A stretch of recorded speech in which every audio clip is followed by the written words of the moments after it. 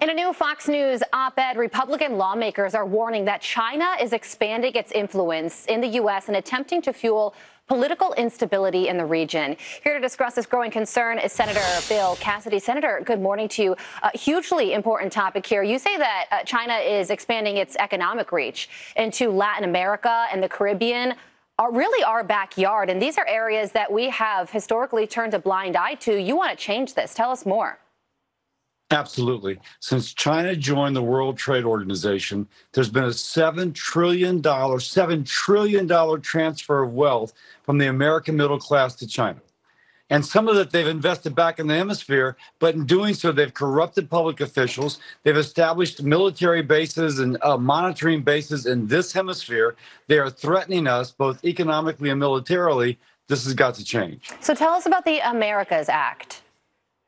Yeah, the Americas Act incentivizes companies to move back to the United States. And if labor costs or environmental regulations are too much here, then they can move down to Latin America. The good thing is that when we have a supply chain through Latin America, almost all of that money comes back to the U.S. When we have a supply chain in China, almost all that money stays in China or goes elsewhere to fund their military. And so this is good for us. It's good for our hemisphere.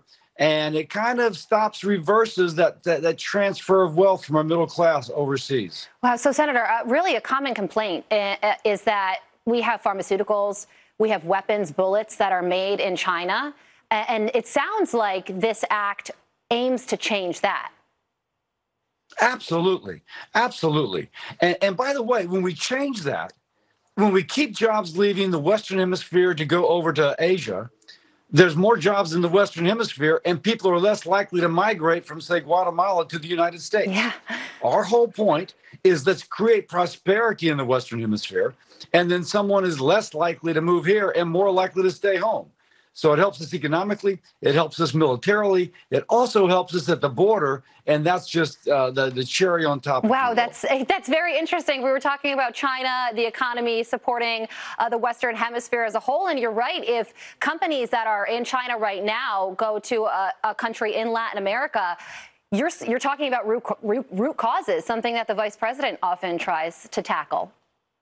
Yeah, so if you look at Mexico, for example, since a lot of firms have built in Mexico, the kind of migration from Mexico has kind of evened out.